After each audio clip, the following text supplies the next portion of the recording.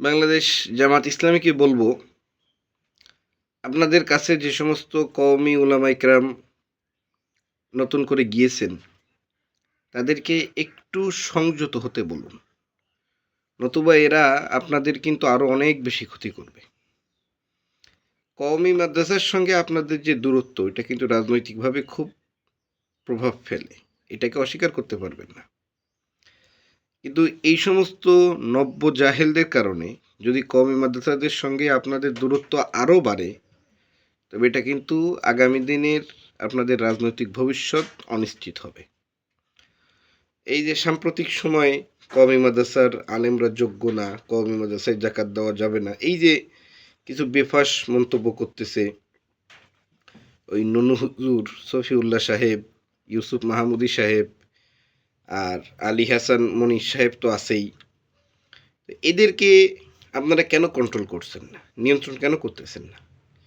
তারা কওমি মাদ্রাসা থেকে আপনাদের কাছে গিয়েছে, এর মানে কি এই যে তাদের দিয়ে আপনারা কওমি মাদ্রাসাকে অপমান করবেন? আপনারা কওমি মাদ্রাসার অনেকটা কাছাকাছি চলে আসছিলেন, অনেকটা কাছাকাছি বা একবারে মিশে গিয়েছিলেন, কিন্তু ইসলামী আন্দোলন বাংলাদেশের সঙ্গে বেইমানি করার কারণে আবার পিছিয়ে গেছেন।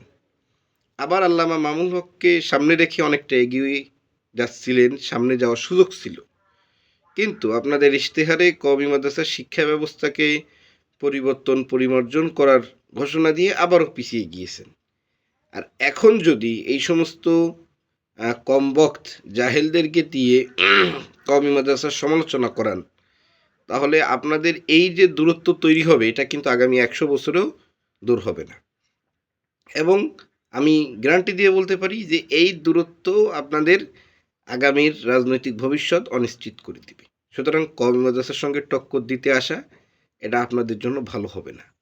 কওমি মাদ্রাসার উলামা ইকরামকে মুরব্বি মেনে নিজেদের চরিত্র সংশোধন করে সঠিক মানহাজে চলুন, এটা আপনাদের জন্য ভালো হবে। কিন্তু কওমি মাদ্রাসার সঙ্গে শত্রুতা করতে আসলে এতে ফলাফল কিন্তু মোটেই ভালো হবে না। আমরা কেবলমাত্র এতটুকুই সতর্ক করতে চাই। ধন্যবাদ।